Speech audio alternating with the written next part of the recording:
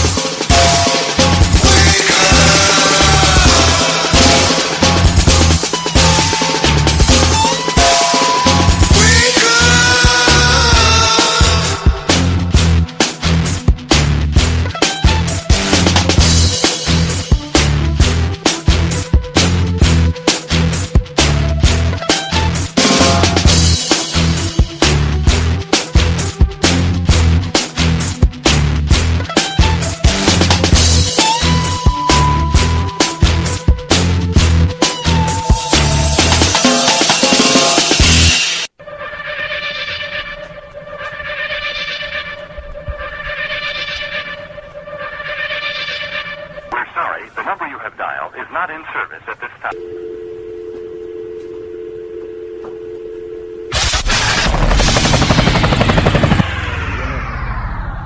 Welcome to the Red Pill Show. And now, here's your host and creator for New Alternative Media via podcast.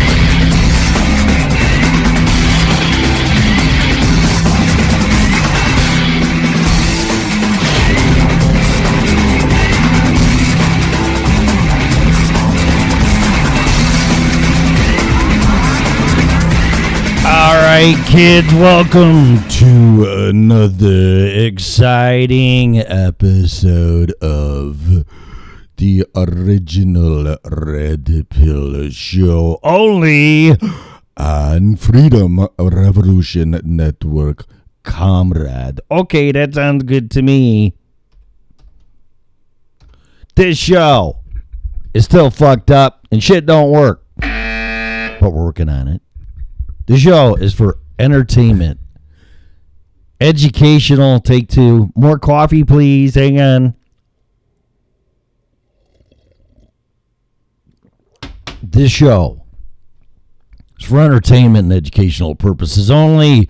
Please use at your own risk. The show is copyrighted by moi.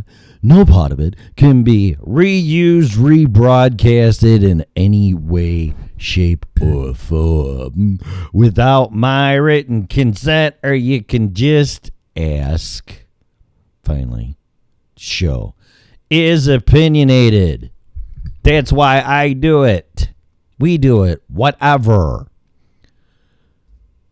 The host, especially me, callers. I have a phone number, 815-975-3089. That's a Skype number. It works. I was setting it up as 6 o'clock was coming closer. What is it with this chat room now? Is like everybody in here? We went from... See, it's distracting me. We went from our own little network thingies to everybody's in the same bed now. Really? The show is opinionated. Under no circumstances whatsoever should opinions be taken as advice. If you're seeking professional advice, we strongly encourage you to hire a licensed if required person in his or her field, little Tommy. Hey, man. No. That's his name. Broadcasting live. I'm going through puberty again. Speaking of that, I have a swollen gland I'd like to share. And would you like to see it? I bet you would. It's hump day. I'd love to share my swollen gland with you. It's just throbbing, and every time I touch it, it's really sensitive. What the fuck? Really? Oh, well. I might have to go to the doctor. Which last time I went... The doctor. Exterminate. Last time I went to the doctor, which was over a year ago, had all kinds of shit wrong with me, and the doctor's like, I had a urinary tract infection. Should I share this? Start off in the morning. Oh my God, I can't believe it. Guys don't get them unless they're stupid or they have sex with somebody they shouldn't have. I'm the first. I'm stupid. I didn't have sex with somebody that I shouldn't have. What happened was this. So I'm driving in my car from Colorado to Illinois, and I drive straight through, which no matter what's 14 hours. No matter what I do, whatever, 14 hours. So to save time, I pee in a bottle or a Gatorade cup. And this particular instance, I filled it up. So, but I wasn't done. And at least for a guy, there's nothing worse, or one of the things that are worse for a guy. I mean, there's worse things, but this one's pretty bad. Is stopping to pee in midstream. It's like, you gotta be fucking kidding me. But you really don't have a choice, or you get pee all over yourself, so I don't want to do that. So you're like peeing, and it's getting to the top, and it's getting to the top, and it's like, shit! Gotta stop. You're like, a clothespin would that would really hurt though, but a clothespin comes to mind. But you just try to stop it, and it's hard, so you do though. So anyway, I went to the doc when I came home, and every time I peed, it burned. I'm like, uh-oh. So I went to the doctor, and I was sick. I had a cold. I had all this shit wrong with me. So she takes a urine specimen, and when I peed in the cup, I could see shit floating in it. So I'm like, yeah, that's not good. So then I gave it to the doc, and she's like, well, I'll have this tested. And she came back and said, well, you have bacterial urinary tract infection. And she's like, have you had sex with anybody lately? And I'm like, no. That I remember. Like, no, why does everybody go there? Did you get laid? No. I'm stupid. I pissed in a bottle and I ran out of room and I stopped. So don't do that. Unless you want a urinary tract infection. So isn't that a nice way to start the fucking show? So what's going on? Broadcasting live on Freedom Revolution Network from the lovely, gorgeous little quaint town on the northern range, yes it is, of Colorado by the mountains. What's going on? Today is hump day. It's hump day. What's happening? Nothing? Okay, so time to vent. Melissa can yell at me when she calls in. This shit ain't working. I tried to get it to work. I don't know if video's working. I did set up Skype, and I found out what was wrong. It's because my phone number expired. Because my credit card information, my debit card got compromised, so I stopped all the reoccurring charges, and that was Skype, one of them, which I forgot. So that's why my Skype wasn't working, but it is now. What's the Skype number? 1-800 this show sucks. Well,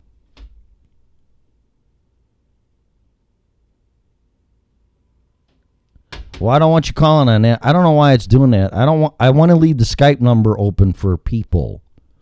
Not that you're not people, but I don't know why it does it. Let me reopen it again. It does it to you every time. My wish.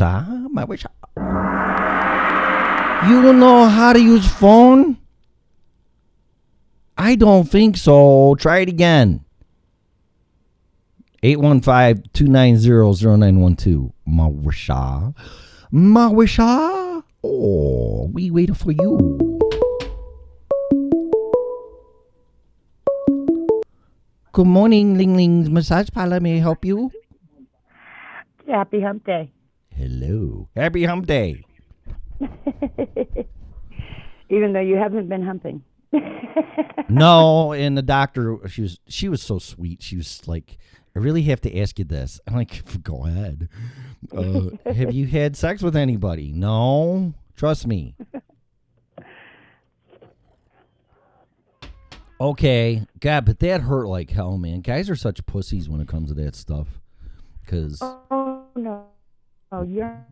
What? Urinary tract infections suck. Yeah, but women get them. Hurt. But women get them a lot more infrequently than men, as far as I know. But some do. Yeah. So I think a lot of that just has to do with their self-care. Oh, it could be. I don't know. I know every time I had sex with my wife, she ran to the bathroom to pee. So I mean, I'm getting a little personal, but she was told that. And of course, cranberry juice helps and whatever. Well, that's one of the things. Yeah, that's one of the things we're always told to do. Right. So that we don't end up with an infection. Okay, as soon as you have sex, you run to the bathroom and you pee. Mm-hmm. Girl to girl talk. That, I mean, for some women, it also just creates that need to go pee. So. No, I wouldn't know, but whatever. I wonder if maybe that's a natural reaction for women, so that they do that automatically. I don't know. They're not like trained to do that. I don't know, but when I'm done having sex, the natural reaction is to go to sleep. So. Typical male. Uh-huh. But I'm not one of those people that roll over and just go to sleep. I like the snuggling stuff and all that. And my ex-girlfriend, people are going to hate me because I'm not going to date you. I'm not going to date you, Tim, because you're just going to go on your show and talk about me. I'm like, no, I'm not. But don't be a dumbass and we won't talk about you. Well, pretty much, because after sex with her, she would actually roll over, light up a cigarette in bed, and get on her fucking phone on Facebook and everything. I'm like, gee, this is really... Are you kidding? I swear to God, on my life, I'll take a polygraph test. Yes. Swear to God. Wow. Yeah. Which I should have thought it was a sign. But see, don't tell me you're going to marry me either without getting into this shit either and do stuff like that. I mean, it's just, that's just not, there's something wrong there. I mean, I've never had a hooker, but I'm sure it wouldn't be much, not that I'm calling her a hooker, but I think the behavior wouldn't be much different, so. Okay, since we talk about weird stuff on here. No, we don't. This is perfectly normal. So I definitely you bringing up hookers. It's kind of funny. I had a random date in Vegas when I went out there to visit, and by the end of the date, we ended up having a call girl come in. Whoa. Yeah, it was interesting. You see, I've never done that. I hadn't either, and I haven't done it since. That was like the only time in my life. Yeah, well, yeah. I don't know. I mean, I've been in Vegas plenty of times, and when I was married, and even when I didn't go with my wife, I was married, and I never did that. But it's kind of interesting. People want to do that, and they don't realize that prostitution's not legal in Vegas, and people think it is. So no, it isn't. Right. Like, what do you mean I can't get laid? Well, you can get laid, but there's no prostitution, you dumbass. So. Yeah. No, call girls are still illegal. Right. Yeah, and whatever happens after that's like your business, but yeah, it's not like you just. Yeah. People are shocked. They think it's all legalized there, and pot is though, right? Oh yeah. Yeah, that's what I thought. Pot's wreck there. Yeah. And I've in some cases I've been told they have better prices than Colorado, but in general, because it's a vacation place, you have to know where to go. All right, tell me if you hear this. Hear what? Apparently not. No. There you go. Hear that?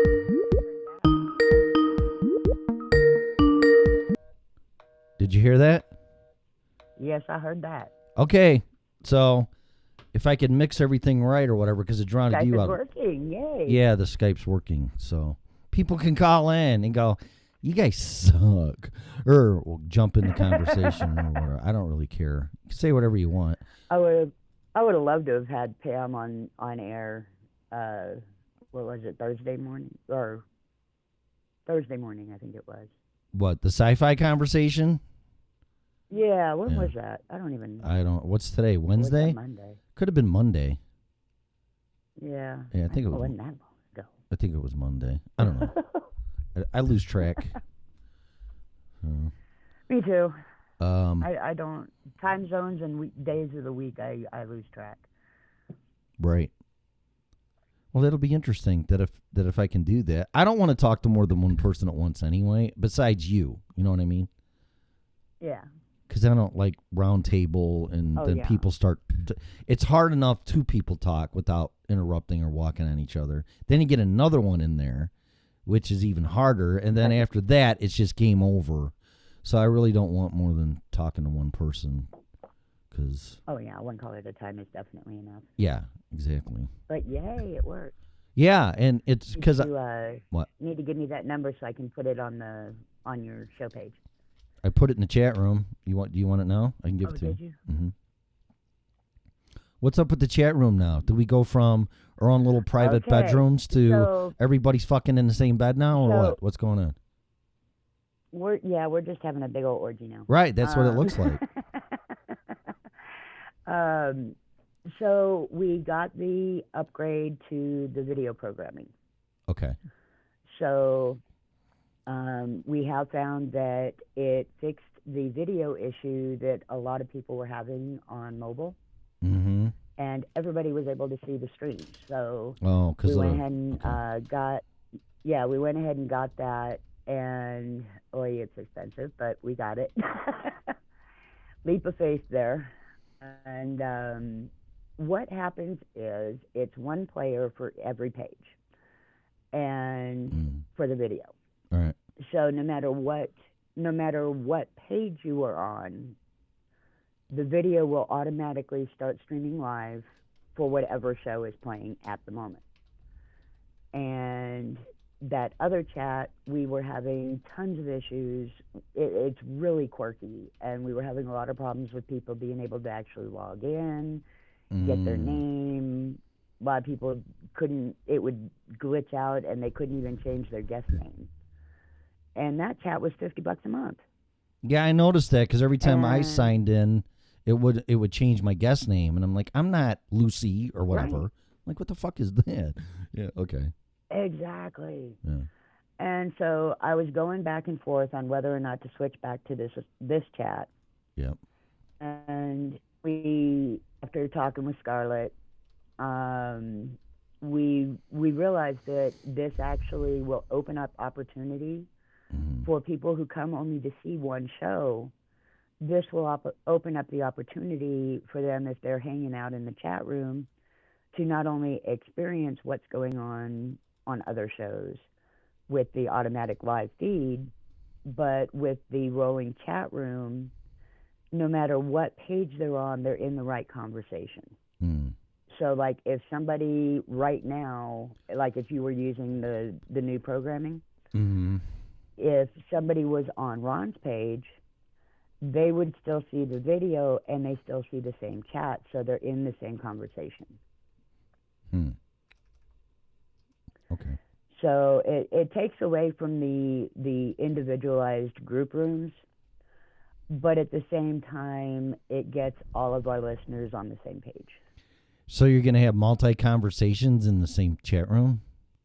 Or only the show that's Well, no, live? I mean... Only the show that's... It'll be for the show, live? whatever show's playing. Oh, we have enough time okay, between each show Okay. for most of them that, yeah.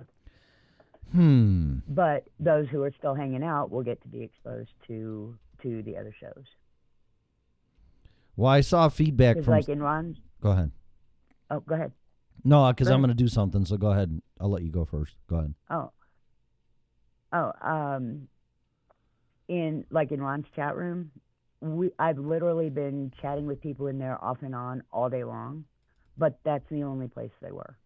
Got it. Whereas now if they're still hanging out when another show starts, they can join in that conversation as well. Okay. Well, we'll talk later or something, or figure it out sometime with the Zoom thing. Is that Zoom thing an app, or is it zoom.com, or what is that? You go to zoom.us and download the app, and it's another broadcaster. You just sign in under our station account. All right. Well, I'll do that in the background right now if it doesn't crash my computer. Zoom for video. There's a place for software? I sent you a link. You did? Via text. Yes, I did. I sent you a bunch of messages. No, I saw those, but I don't see... Yeah. Huh. Well, I guess we'll figure it out, because it's not giving me download the I'll app. send it to you. Okay. Yeah. Download. It's actually just zoom.us/download. Oh. Download. Let me try that. DOWNLOAD. Okay, so I saw, we'll see what that does. Download client for meetings or for Microsoft Outlook? Yes. Meeting. No, I don't want the chat room popping up. Leave me alone. I'm not that stupid. I know how to download something.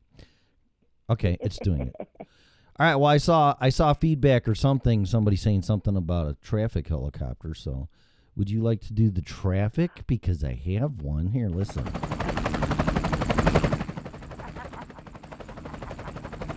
Yay, TJ got a traffic helicopter. So there you go. I have to work on my pilot voice, but I don't know. Either that or you can do it. Doesn't fucking matter to me. National traffic? You know, that's a very good question, because I don't really know Colorado. I mean, I could say Interstate 25 and 70 and fucking 470 and whatever, 80. But I have Chicago's traffic in my head. But yeah, what would we do? For me, traffic is the stupidest fucking thing to have, because there's nothing you can do. It's like...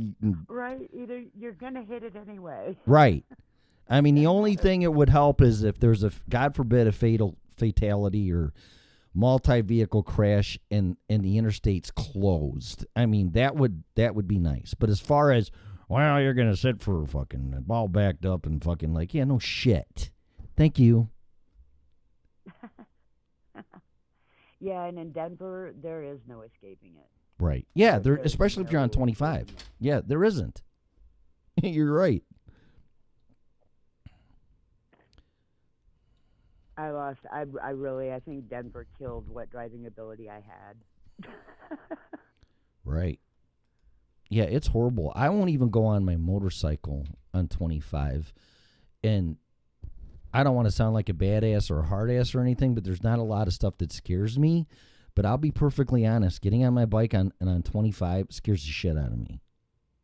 Because of the way people drive. Oh, 25 it's terrifying. It's a death trap.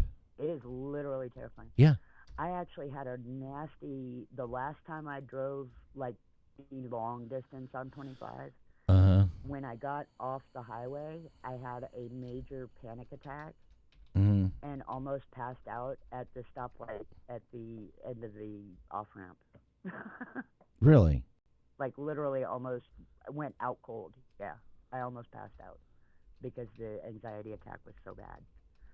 Yeah, people just drive like assholes on 25. It's a 2-lane highway for the most part, or interstate, with no exit points whatsoever on the left or right. And it's just, and it happens a lot. I know it does because I've seen it, especially when more traffic comes up in the warm weather. But it's 75 miles an hour for the most part on it. So people do 80, 85 in a 2-lane interstate that has no exit points for escape routes or whatever to get out of the way if something happens. You smash right into people.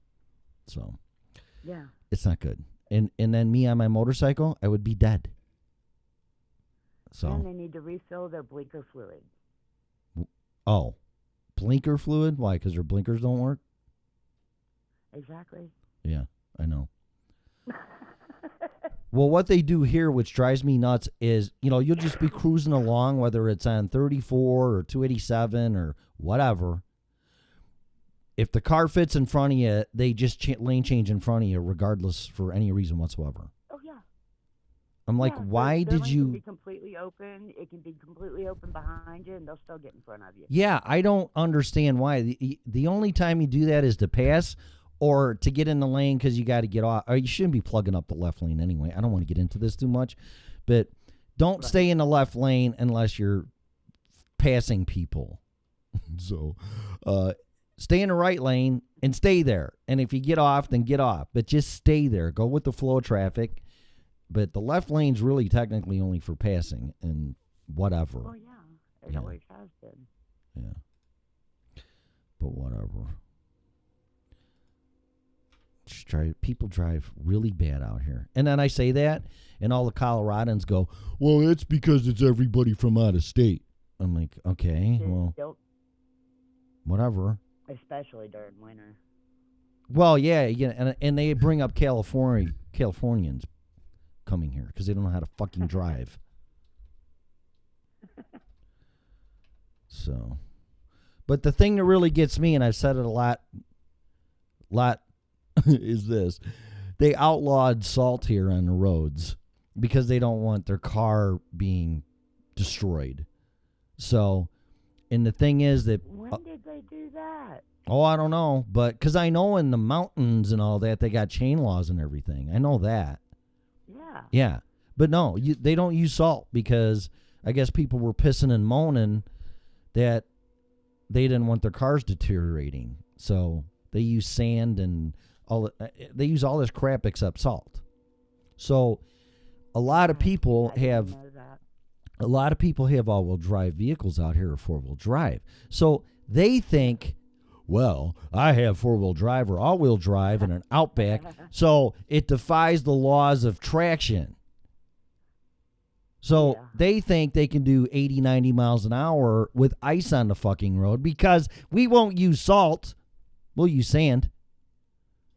And they do 75, 80 miles an hour, and they all end up in the fucking ditch. So... Or they come sliding into you. I think that's one of the major issues is everybody, like you said, a lot of people out here have four-wheel drive, so they think they can do anything. Yep. It's like four-wheel drive does not save you from ice. No, Sorry. it doesn't defy the laws of traction. I don't get it. They think it does. There's like a false sense of security there that, well, I have this car for the bad weather, so I'm immune to lack of traction because of ice on the road. It's like, okay. Yeah. See how that works for you. And 9 times out of 10, they end up in the ditch. So. Yeah, that's... Yeah, and then I have lots of comments for people like that, but... Yeah, but that's what it is. And then the plows take their sweet ass fucking time getting out. And then I'm like, where's the plows with the salt trucks? And oh no, we don't use salt. I go, are you fucking serious? Really? No. Wow. So you're risking your life. Because I know they used to. Nope. They're risking your life. This is what I was told by a lot of people that live here. It's like, nope. They bitched about it because they wanted their car to stay in good shape. And there are a lot of great cars out here, older cars and newer cars that are in great shape. Oh, yeah, there so are. I'll give it that. But is it really worth the risk of risking your life? Right. If you no. don't want your vehicle ruined by the salt on the road, don't drive it in the snow. Yeah, and if you have that nice of a car, right, then get a beater to drive during snowy weather. Right, and go to the car wash. You know that thing where you pull in and you got the undercarriage. Right. You know, use that. Wash your car once a week or once a month or whatever. You know, there's a way to address it. But well, yeah, there's all kinds of ways to address it other than putting people's lives in danger. Exactly. Right. So that's just silly. Yeah. So you want to hear my day yesterday since I started at 5:30 in the morning because it was a pretty interesting day. Yeah, because I don't normally. I mean, meetings are one thing. You don't very often have to go into work that early. No, but I do. I mean, I could start anytime. We have night jobs, I like starting by 6 a.m. because I get my 8 hours in, and I'm done at 2:30 with the lunch. Love it, fucking love it. Oh yeah, I used to love that kind of stuff. Yeah. So yesterday I started at 5:30, and it's not busy, so we got off by like 11:30 or 12. And the guy I'm working with, he goes, "Hey, you want to go to Blackhawk?" Oh man. Yeah. And I'm like, well, you know what? I've been there once on a service call. And for people that don't know, Blackhawk is pretty much a casino gaming town. Yeah. That used to be a gold mining town. And also, from what I was told, it's pretty much on a reservation or close to it. So you have a lot of Native American Indians there, too. Which is why we have the casino there. Correct. Because gambling is not quote-unquote legal in Colorado unless you're Indian, which I am, which it really tempts me to go get my Ancestry.com crap so I can get my fucking casino and get all my money back from the white man fucking all of us. Right? Yep. But I'm not going to. And free college from what I know. But in any case, so he's like, do you want to do that? And I said, well, we were in Fort Collins, and I go, well, I got to swing by my apartment, get a change of clothes, and then go to Blackhawk because we went to Flatiron Mall for another call. And then after that, we went pretty much to Blackhawk and rode in his personal vehicle. So cool. I'm like, I haven't, and I'm not a gambler by any stretch of the imagination, but I did have a second home in Vegas, and the long-term plan was to semi-retire there because they had a second home in North Las Vegas and blah, blah, blah, blah. So I'm not a stranger to gambling, but some people, especially now, it's like, oh, you're at the casino? I might as well said, you know what? I'm with a bunch of friends that's a heroin addict, and I'm shooting up. Oh, yeah. That's what everybody associates to me. That I'm like... Yeah, they don't understand that people can actually go and have a good time on $20. Right. Oh, you're close because I'm going to tell you what happened. 40. Okay. I brought 100 and I used 40, and I'll tell you what happened. That's the end of the story. But and then I'm thinking, because I have an addictive behavior. I mean, anything that's fun to do or what, drinking, sex, fucking riding a motorcycle, playing guitar, listening to music, just doing fun shit. I'm like, yeah, and I'll do it to the extreme.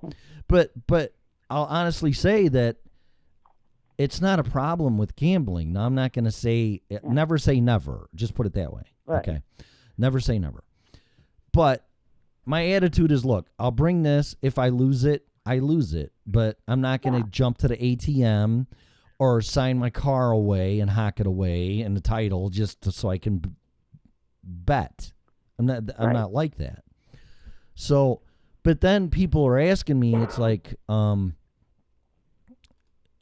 what are you doing? And I'm like, I have my reservation and responding saying I'm at the casino, because that's what everybody, and it's not like everybody, there's a couple people. It's like, oh, are you gambling? Yeah. I'm like, what the fuck do you think I'm doing? Yeah, I'm at the casino. Yes, I'm gambling.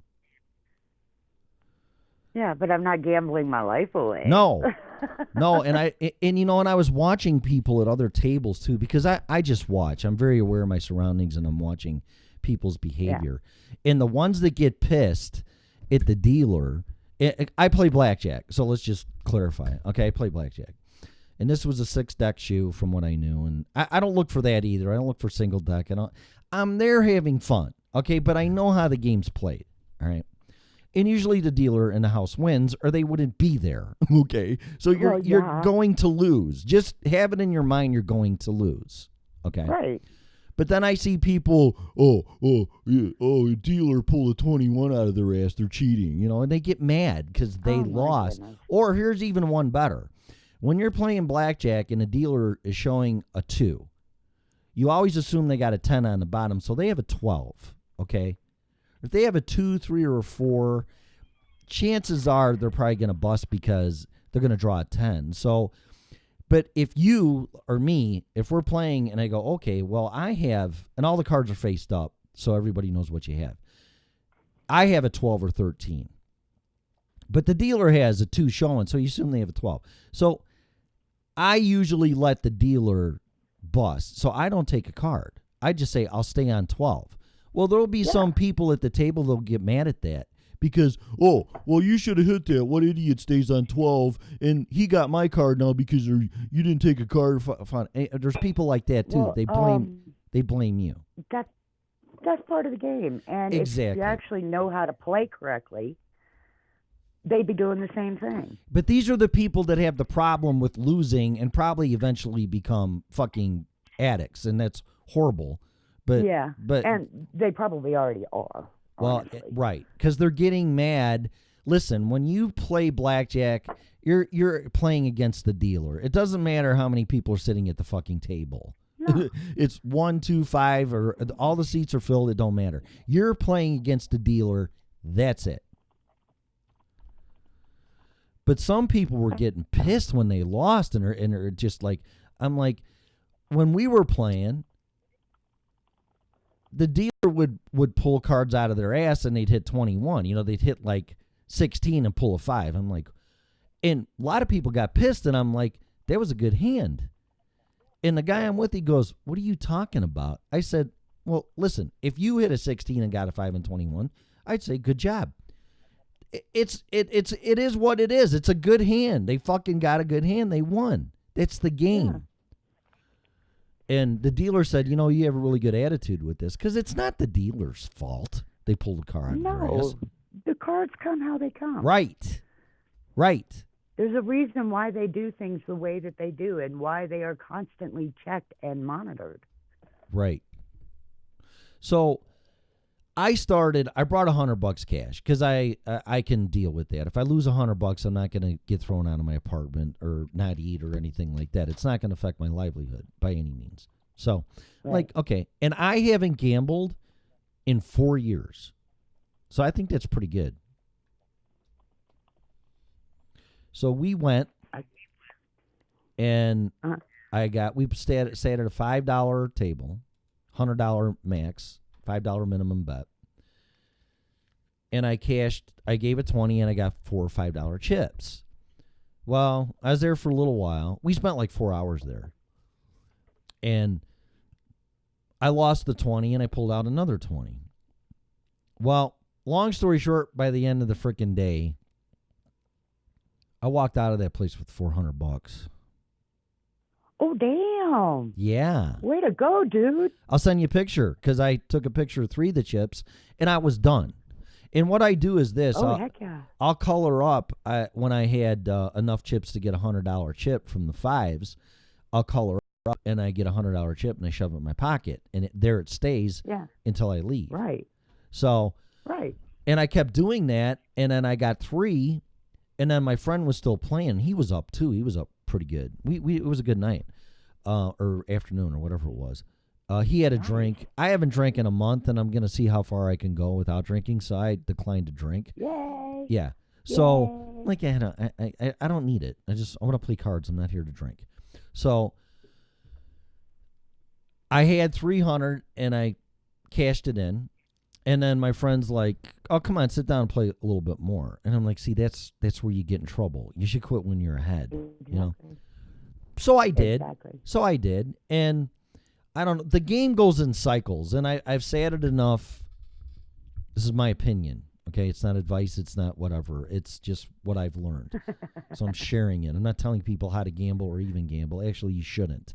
But I sat enough around blackjack tables in Vegas, and my dad taught me how to play the game when I was a kid because it was his favorite game. So I played countless poker games on video, blah, blah, blah, blah, on my PS4 and my phone, whatever. But I really honestly haven't played anything in 4 years. I'm like, whatever, because I just can't. I'm trying to get my life back. And gambling would be stupid, when you're trying to get your fucking life back together. So that's why I took them up on it. But I sat down again, and I cashed in another 20. Because some people are like, they'll pull out 100 or a wad of hundreds, like, oh, look at me, I'm a big spender. I'm like, you're in fucking Blackhawk, Colorado, really? You're gambling with a bunch of old people. Yeah, and no offense, the casino is nothing more than a bunch of folded tables stacked up with a fucking dealer behind it. I mean, it's really nothing. Really? Well, it's not that bad, but it's not. We were at a place, I don't want to name the casino, but we were at a place, and it was, it was a cheap casino. It was nothing, no offense to anybody, it just was. It was a cheap, lower-end casino. They got them in Vegas, too, when you get off the Strip. But there was another one called the Monarch that they're tearing the shit out of and rehabbing, and that place had a Vegas vibe to it, and it was really up a few notches. I mean, the dealers were wearing all their little uniforms, real nice ones, and it was all laid out like a casino in Vegas. So, because we went there, because I said, I want to go walk through here and see this after we won our money. And again, my friend goes, oh, let's sit down and just play a couple hands. So once again, I took out a 20, and when I burned through that, I was done. So, but I pulled out the 20 before we went there, and I was on a roll again, and before I knew it, I accumulated another $100. I'm like, you know what? I'm done. And my friend wanted to still Especially play. after getting another 100. Right. So I ended up walking with 400, and I'm like, I'm done, man. I don't care. You want to play, to my friend, you want to play, you play. I got no problem watching. I'm walking out of here. I know when to quit. Yeah. So it was a lot of fun. And I'll give him this, too, although it was a lower-end casino. The restaurant was kind of a, whatever, just your average Joe restaurant. And I had some of the best chicken enchiladas I've ever had in my life. Because the waitress I go, okay, because it was like a generic, like, no offense to anybody, but like a Greek sit-down restaurant breakfast place. That type of place. You know what I'm saying? Yeah. Which there's nothing wrong with them, but I'm just trying to give an ambience or a visual. Yeah. And that's what it was like. So I open up the menu, and they got, everything under the sun in it. And I go, well, how is the enchiladas? And the waitress goes, they're homemade. Connie, whatever she called her, the cook, makes them all fresh, even the sauce, blah, blah, blah. So I'm getting this whole rigmarole of how great the fucking food is in this shithole fucking restaurant. I'm like, okay, whatever. So she got them, and I'm telling you, even the smashed beans or the refried beans, and I never eat those things. And I ate everything on a plate, and I snarfed it down in Ooh, good 5. food. I snarfed it down by the time the waitress came back to check on us, which was less than 10 minutes. And she goes, "Oh, yeah." She goes, "Oh, you didn't enjoy that, did you?" And I said, "No, actually, I wanted to return it because it tastes like shit." And she just laughed. I said, "Actually, that was the best enchiladas I've ever had in my life. And please tell the chef or cook that because they were phenomenal. They were great." Yeah. So all in all, it was a nice experience. And there's a big old locomotive. Have you ever been to Black Hawk? I'm assuming you have. No, I haven't actually. I have not been to Black Hawk or Cripple Creek. Oh, geez. What, Cripple Creek has casinos too? I don't know. Oh, yeah. Oh, I didn't know Yeah. that. Oh, okay. Yeah, I used to know a lot of people down in the Springs, back when I lived in the Springs, that went up there a lot. They have a bus that goes up there from the Springs. Wow. Well, there's a big old steam locomotive there because I guess Black Hawk had at one time in their history the longest rail system or some shit. I don't know. Something. I don't know. I'm in Colorado. You want to talk about Chicago? I'll tell you anything you want. I'm learning. I'm learning. So that's what I was told. So what if I'm saying something that's inaccurate? Then my bad. Do your homework. But I was told that it had like one of the longest rail tracks, rail systems in Colorado at the time, in its heyday. Cool. And they still have a steam locomotive. It doesn't surprise me. Yeah. Well, yeah, with the mining and everything and the growth and all that, that doesn't surprise me either. Yeah. But they had a locomotive out there that's out of commission, and I just love locomotives. I think they're so cool. So cool. Oh, yeah. They really are. Yeah, but you get all the tree huggers and, well, I don't know if you're a green person and all that kind of stuff. Of course and I how am. far you, well, yeah. Well, I think they're cool, but people would bitch about them because they're really nothing more than a boiler that you have to keep throwing coal in. And, they dump all that shit into the atmosphere. But they could filter it out next to nothing and all that. But in any case, I love trains because, it turns that heat into steam, and then that drives the pistons. So, I mean, at least you get... They're fascinating. Yeah. And I'm like... Wow. I mean, this is all rumor and speculation too, because why we don't have high rail systems or maglev systems in this country beats the shit out of me. But I was told that when the railroads became unionized, that was the end of the growth because they couldn't afford to grow. So I don't know if that's true or not. Well, yeah, I could see that happening. I don't really know like that much about that kind of history. Right, I don't either. trains. Right. Yeah. But that does make sense. Right. And I think a lot of it also probably has to do with the coal industry that we are so attached to. Right. And they just don't improve the trains. Exactly. We have the technology now to make friendly trains that would blow away our old ones, Yeah. But right. I don't know. I think it would kind of take away from them, honestly.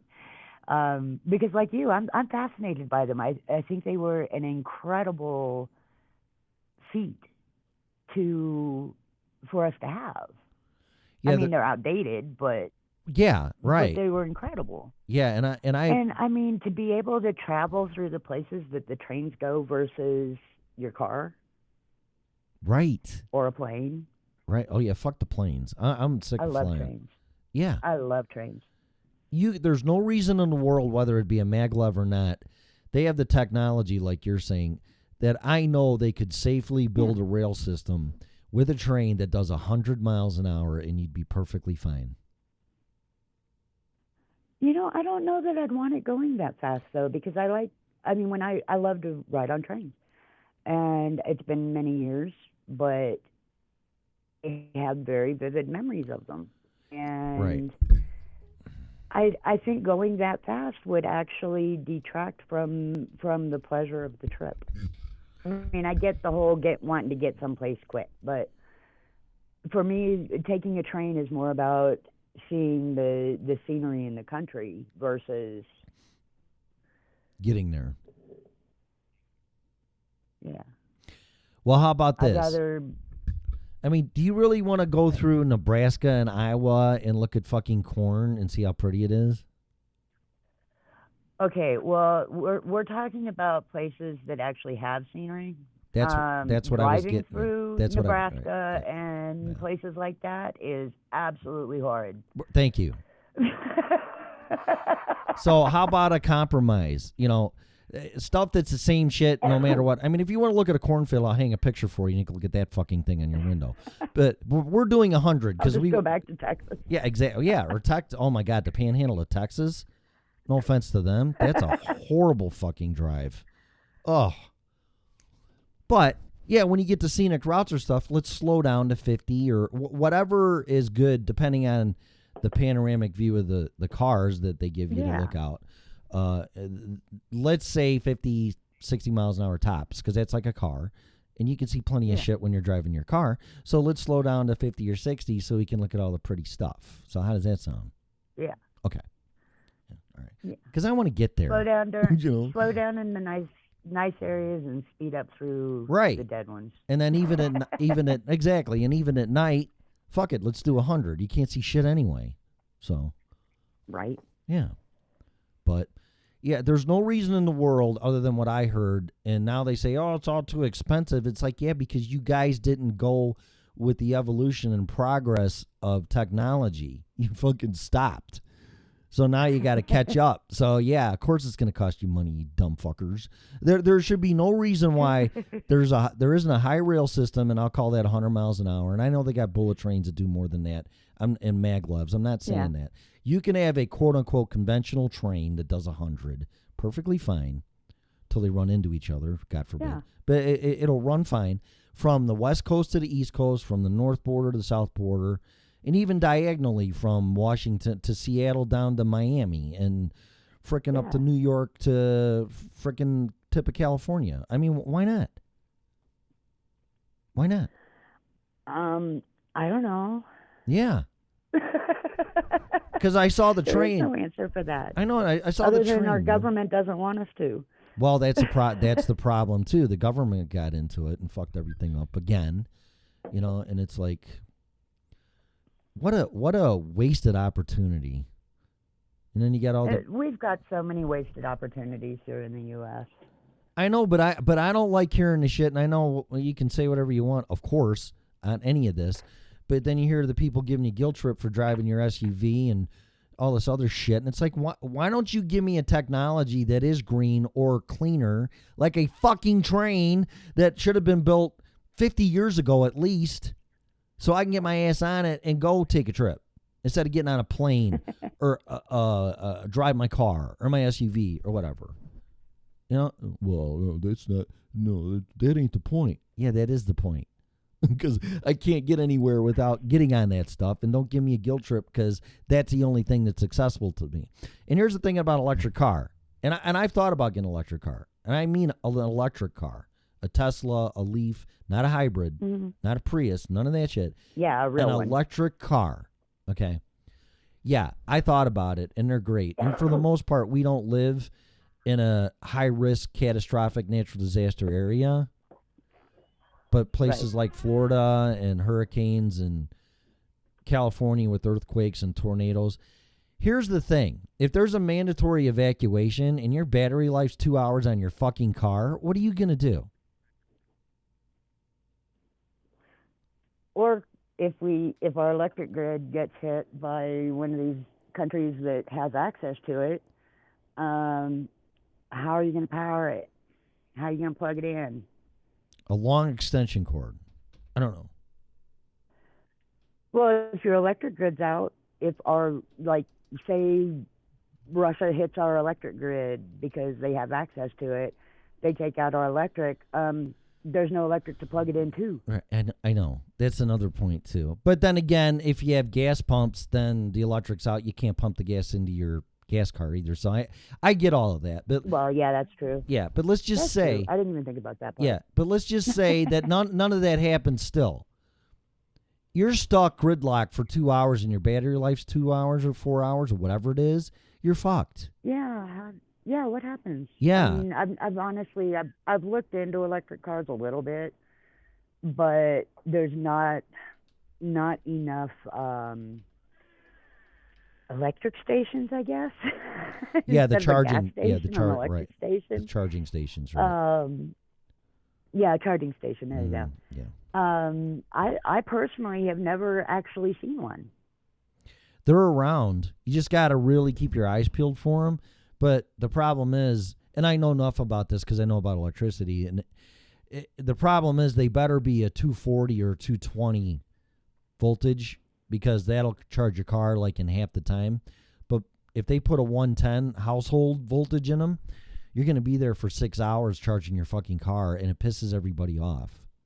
I mean, could you imagine going to a gas station? And that was my other thing. Yeah. Was I was curious if they could if you could plug them in like at home and like charge them overnight and stuff. Yeah, you can. And, you can. Can you imagine how high your electric bill would be? Well, that I don't know either what it is, but the problem is you can charge it out of a regular outlet and an adapter, but it takes forever. Or you can get most houses have 220. If you have an air conditioner, a central air, you have 220. So you can get a 220 charging station, and then it'll probably charge it in half the time. And I think Tesla's getting their charging times down within a few hours. Like, don't quote me, but if you got a 220 charging station, you might get your battery charged in 2 hours, which isn't too bad. But can you imagine going to the gas station and the asshole in front of you tells you it's going to take him 2 hours to fill his fucking car? Oh, God. There you go. Oh, no. Yeah, I'll be right back. I just got to get a pack of cigarettes, and it's going to take 2 hours, so I don't know, take a nap. Oh, what do you do? You know? Well, yeah. Yeah. And I mean that brings a whole new level to that. Those are things, like I said, I haven't really looked that far into it because I don't drive that much anyway. Right. But yeah, that's definitely things to think about. Wow. Right. Where's everybody? Interesting. I've actually only been in a couple of the hybrids even. You've what? I've only been in a couple of hybrids.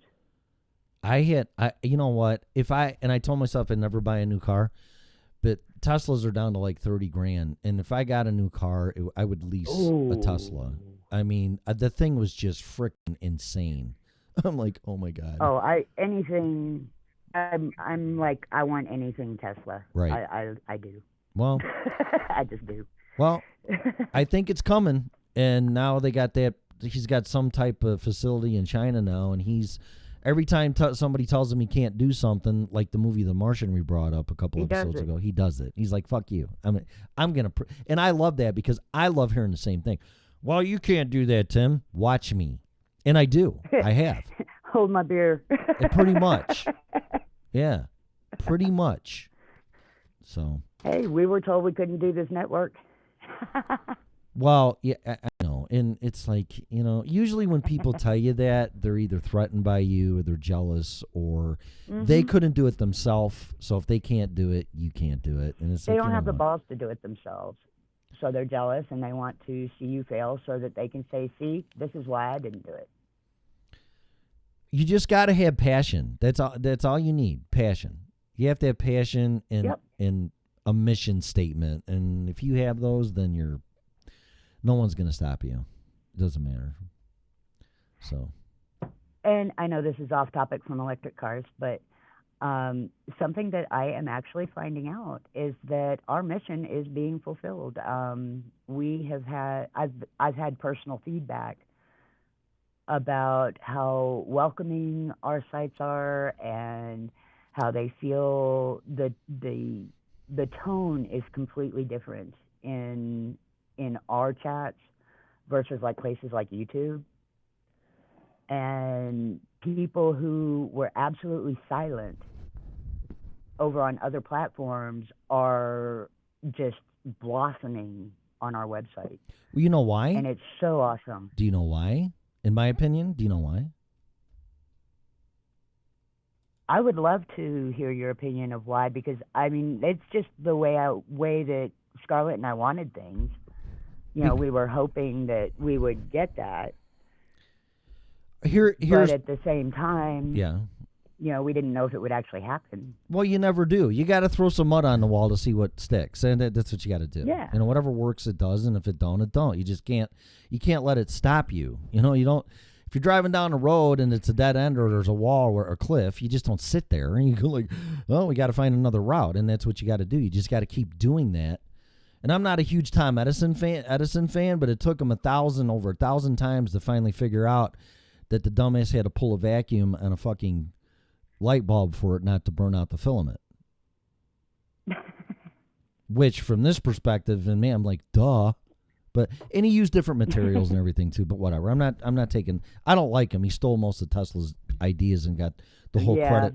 The whole credit for the AC system. And the guy's a fucking asshole. He's going around electrocuting elephants, and there's videos on it. And I don't recommend watching him to prove how dangerous AC current was. And I'm like, you're a fucking asshole. I've seen those. Yeah, but whatever. I've seen those. But anyway, here, I don't want to get into that. I'm not okay with it. I don't want to go dark. But the thing, he's an asshole. Yeah, no. But whatever. Tesla should have all the credit for it, but I don't want to get into it. I could talk a whole show about Nikola Tesla because I'm a huge fan, and I did my research on him. But in any case... Oh, I bet we could both go all day on Well, that good, one. we'll do that. Because you know what lured me kind of here, too? Here we're going to go on something I said we're not talking about. Is he did his experiments of wireless transmission in Colorado Springs in 1900. Really? Yes, he did. That's cool. And I bought his book because he published it, and I'm sure it's been edited by wink, wink, you know who, and some of the results and everything, because he was screwing light bulbs in the ground, and he created a man-made lightning that they heard it 20 miles away. And he was electrifying the atmosphere in the ground, and you'd screw light bulbs in and they would light. He would just he wouldn't screw them in, but he'd bury them and stick up, and they would light just by being stuck in the ground. Wow. That's fascinating.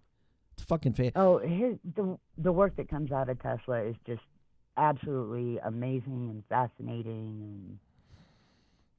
And Well, I know enough about it to comment on it, and it makes sense because he did invent wireless transmission. And here's another thing for you: just type Tesla's black box in an Aero Pierce car. He drove a car that had an 80 horsepower AC motor in it, connected to nothing with just wires sticking out, and there was a black box, and he would drive this thing all over upstate New York with no batteries in it. Electric motor, wireless transmission. wow. Because he was completing Wardenclyffe Tower, and J.P. Morgan was financing it. And when Tesla said, we're going to power the earth or give free electricity to everybody, J.P. Morgan don't like the word free. So he had to think. Oh, heck no. He stopped the funding. That's why he's always been suppressed. Yeah, I know. I don't want to get into it. They were suppressing the price of gold lately too, and they got caught. I just don't want to talk about it. But yeah, when you do something for greed and it doesn't let mankind advance, so you make money or you lose money if advancements go around you, there's something wrong with you. So, but that's my opinion. But in my opinion, Wardenclyffe Tower. I agree with it. Wardenclyffe Tower did not get fully operational or completed, but in my opinion, he did fire the fucker up, and he was going around testing it with this car. But you'll never hear that anywhere else. Oh, yeah. I have no doubt. That is incredible. Yeah, I have no doubt. But you'll never hear that because it's all stricken from the history books, and he's a nut. So, but here's my opinion on it. I say I could talk about this shit all day. Fascinating, fucking fascinating. Well, first you get mad, but then you get fascinated by it. The reason why YouTube, in my opinion, I don't like YouTube. And the reason why the chat rooms are the way they are and everything else, because it's become, and pay attention to this, it's become and evolved into business and monetization and making money. It's not about free, that's all it's about now. Free enterprise and things like that. Well, that's what you're going to get in the chat rooms with these people, because they're knocking out the people that won't play the game and follow the rules or the community standards. So they're like, fuck you. You know, you hurt. There's a lot of people that got hurt, YouTubers, because of what they did and changed their rules on YouTube. Well, So yeah, everybody's leaving YouTube now. well, and that's why the chat rooms reflect that. So here That actually makes a lot of sense. yeah, here it's wide open. It's in its infantile stages, like YouTube was 15 years ago, or however freaking old it is. So all that's coming up, and the direction's coming up. But make no mistake, people that own whatever is going on YouTube or this, their ultimate goal is to make money. They're not going to do shit for free or make as much money as they can. That's why YouTube, in my opinion, well, it's probably met its maximum, reached its maximum, and it's going to stay where it is or go down because of competition like this. The reason why this chat room is like it is because you're not making it about the money. You're not telling people what to do. You're not telling them how to do it. And you're not doing it for the money. No. So these chat rooms are like the family table at dinner. Yeah, that's a great description. Well, that's what I think. I love I'm not that. saying I'm right. I'm just saying, listen, you can come sit down, have a meal, and we can talk about everything, tell us to go fuck ourselves, whatever it is. I still love you, but we can talk about everything and agree to disagree, and you can bring up anything you want. Yeah. And that's what you can do Yeah, here. and we really do. We have all kinds of really cool conversations. Right. So that are totally off topic from whatever the show is, and it's the chat boxes are like an entity of their own. right. They really are. They are. Yep, they are. They evolve to whatever they are. That's right. So your chat room's like a middle mini entity of a sibling of your corporation, of your company, or Freedom Revolution Network, if that makes any sense. But that's what it is. Yeah. Those are like your children. Those are your offspring. And then they find their own little thing, and they just grow and they grow and they grow, and then you have more kids and more people and more shows, and it just goes on and on and on. So that's what's going to happen. I saw it happen. I saw it happen at another network that I'm not going to name, and I'm like, this is, and I got drawn into it because I'm like, wow, I'm listening to what I'm listening to, but I'm also paying attention in the chat room. And that's when I jumped in. And quite honestly, if I never did that, I wouldn't be doing this, I don't think. So, because these chat rooms breed new talent. Oh, they definitely do. We actually have somebody who may start soon, who used to be a DJ. Well, he still is. So we may have some kind of a music show coming up soon. So he was like a professional. He's a professional DJ?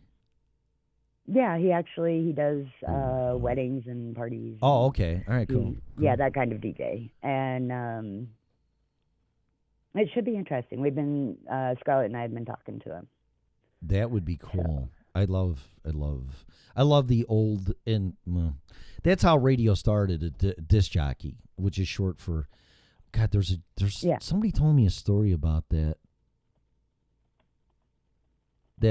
the younger generation's like, an older person said, where's the DJ? Where's the disc jockey? And a millennial or something said, here's a minute with a millennial, said, oh, I don't know, but the DJ is going to be here soon. It's like, you stupid fucker. DJ is disc jockey. It's an acronym for disc jockey. Hello? Yeah. It amazes me that people don't know what DJ means. Right.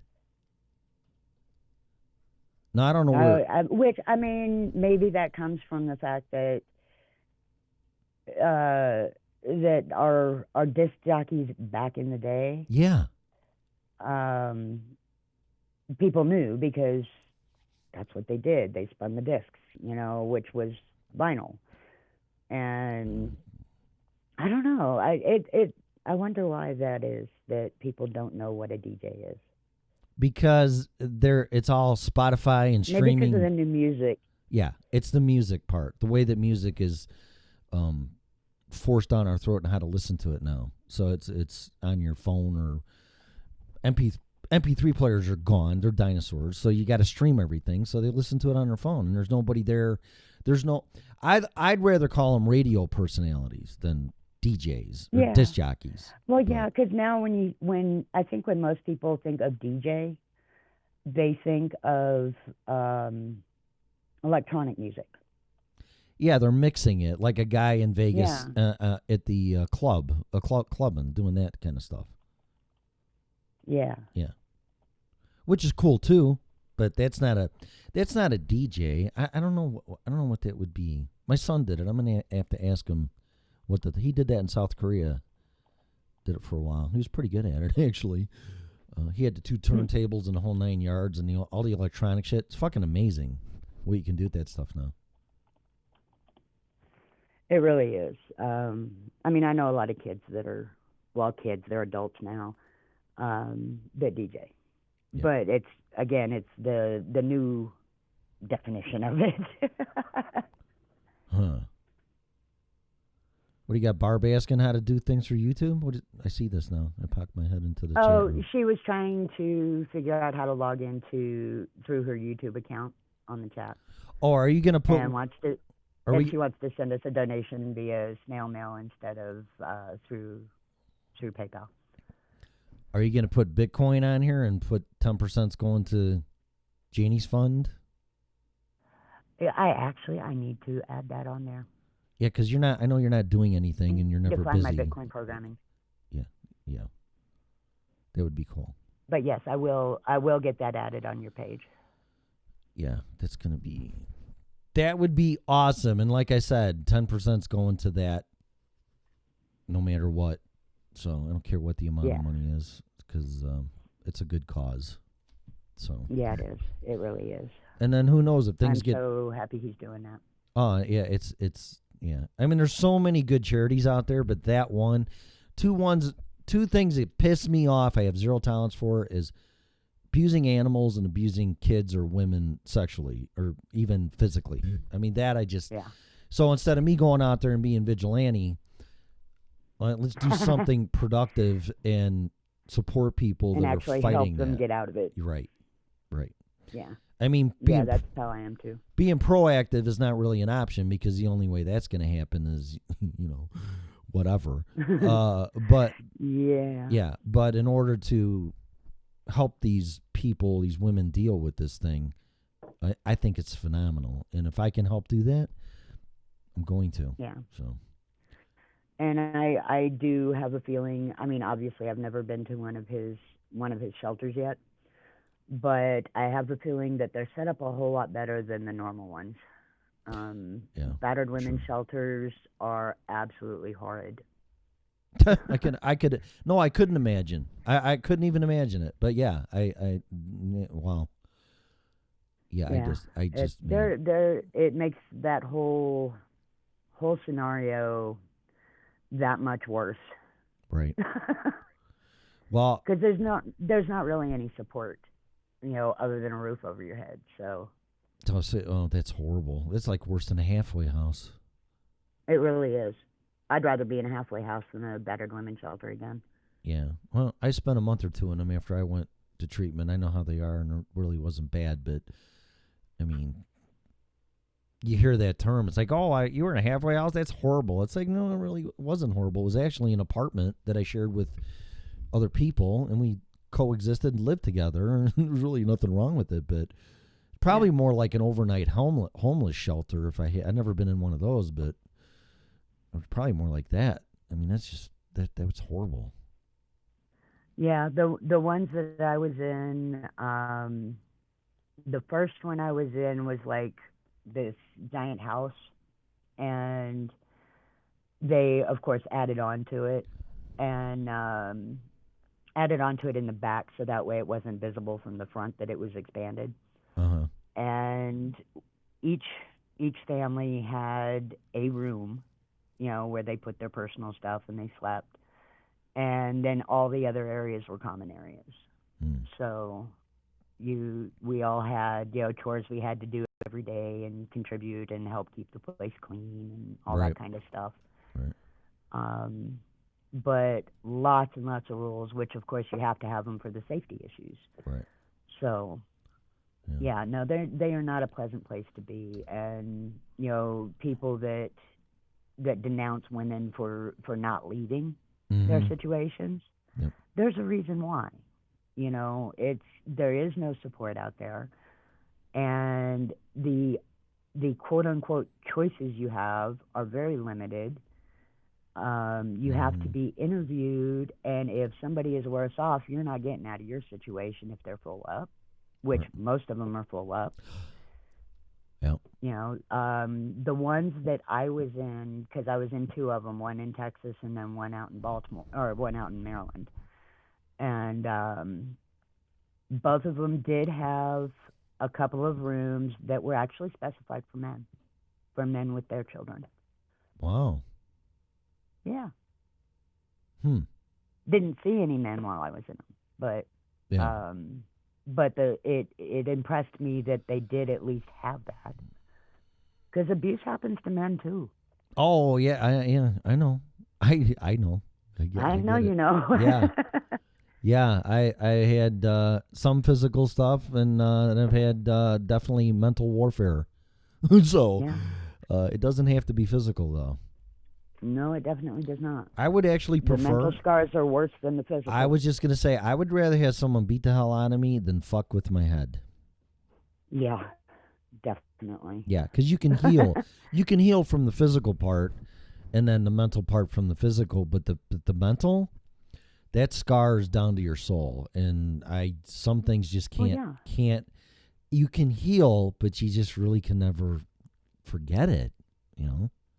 So it's This year will actually mark 20 years since I left my son's father. Yeah. So this is like my 20-year anniversary this year of escaping the abuse, and I'm still not healed from it. I mean, obviously, I was gonna, some of the issues I have. Yep, and I was gonna say it don't feel like 20 years. It probably feels like it happened yesterday. Some days. Yeah. Some days. Yep. Most days I don't really think about it. Well, no, but when you do, like the anniversary comes, it's like, man, I remember this shit. But, not everything, but I remember some shit like it was yesterday, because it's never gonna go away. And it's been 20 years. Yeah. I mean, I've been divorced for 4 years, and it's like, really? And some of the shit that happened, it happened yesterday. So,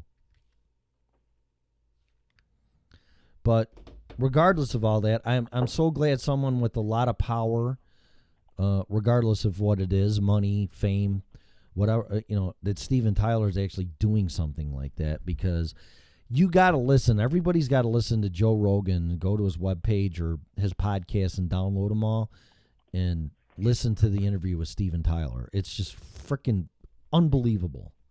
Unbelievable. It's a great human being. Yeah, he really is. And he has totally spanned generations. Yeah. Yeah. And he's sober, and he's like, I should have died, and I thought I was gonna die, and I mean, he just lets it all out there, and it's like, and he's trying to he's make open and honest, and Yep. I can't knock anybody for that. No, even if I didn't like him as a person, still respect that. Right, because it's the cause. It's all about the cause. So, All right. And I mean, I wonder how many people he's actually gotten sober by people following his examples. Oh, I'm sure there's a lot, but when you get into that, it's, and I know you know this, but that's an anonymity issue. But yeah, I mean, that's amazing. It's very very stoic or whatever. I mean, it's what it's about. You're supposed to make the world a better fucking place, and if you have the power to do it and you don't, there's something wrong with you. So. Yeah. And with that kind of fame, he's got a lot of power to do so. Yeah. Yeah, it's a great cause. And he does. I heard it on Joe Rogan. That's how I know about Janie's Fun. I heard him talk about it on Joe Rogan's interview. And I'm like, well, I'm giving money to that. So. Yep. Yeah, I always tell people, if you're going to donate things, do it to a battered women's shelter somewhere. Yeah, that's because those women have lost literally everything. Those kids have lost everything. yeah. You know, the kids suffer more than the parents. I think. Oh yeah. Because you know, they don't understand what's going on. All they know is all of a sudden they don't have all their stuff anymore. Right.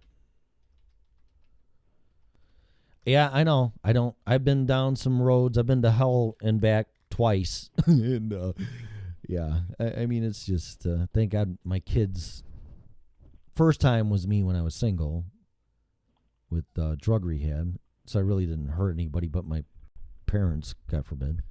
But then, yeah, I made a pretty good stretch until 27 years, and then everything was destroyed. So I'm going, you know, I'm recovering from that now. But the whole point of that is that my kids, although they were damaged by the divorce and family being destroyed and whatever, they made it through their single digit and teens, and you know, they made it to their young adult stage. Thank God. So, right? Yeah, because they would be. I'm like so thankful that mine are happy, healthy adults now. Right. Yeah. Well, my son is. My daughter not so much, but her choices are putting her in a position that she's in. So there's nothing I can do about that. Yeah. So. No, they got to make their own choices. Yep. So I don't know. Live and learn, hopefully, but right. You never know. But yeah, if you can throw that up there, that'd be great, and then get 10% to them, whatever that's going to be, and I don't really care what it is. So I've got to find my my Bitcoin processing, and I'll get it on there. Okay. All right, because it sure makes donations and all that shit a lot easier, man. It's instantaneous instead of going through your frickin' bank and all that crap. So. Yeah. But all right. Well, I'm going to head out of here and go to work. So. And I'm going to get off of here and get to work. Well, that's what I mean. So I'm going to, yeah, it's already been an hour and 20 minutes, so it's crazy. But so, but yeah, I want to. Works. What's that? I said whatever works. We do this pretty much every morning, so. Yeah, I know. Yeah, I want to be done by 7, but quite honestly, I don't have to be somewhere till 8, and it's 10 minutes away. But I just want to. I guess some other things I got to do before I get out of here. So. Oh yeah. But yeah, but maybe tomorrow. I know we never do what we say we're going to do as far as subjects, but I would like to go into Tesla. I really would. I could talk for hours about that guy. Okay. So okay, then when I get on here tomorrow, I will immediately start talking Tesla. That's fine, and it can go. Who knows where that's going to go? It could go in a million different directions. So. Right. That's going to be a fun conversation. Yep, but it's all good stuff. Beth on that one. Well, maybe we can get her in there, and then you can, if you want to put that other Skype number on there for call-in number, because the number that's up there, I don't care if that stays up there either, but I want you to grab that so you can call in, and then the other number can be for anybody else to call in, which will be Skype. Okie dokie. Sound good? I will do that. I will do that today. Okay, appreciate it. Thank you. No problem. You have a great day. All right, you too. Thanks, Melissa. Bye. Bye. All right, kids. So that's another episode of the original Red Pill Show where we talk about everything and whatever. It's a show about nothing, but we talk about everything. I don't know. And it's not scripted, and that's what I like about it. So, but yeah, share the show. Get your friends in here. Get your friends. Get your asses in the chat rooms. Then you'll get interested, and it's very engaging and educational, and it's just addicting. And then you will maybe become a host on Freedom Revolution Network. What do you think of that? Then you can be like me, an asshole, and offend people. Whatever. All right, if you think that's what it's about, you're not listening. Pay attention. Anyway, share the show. Have a great day. Thanks for listening, and I'll be back tomorrow. You've been listening to the original Red Pill Show.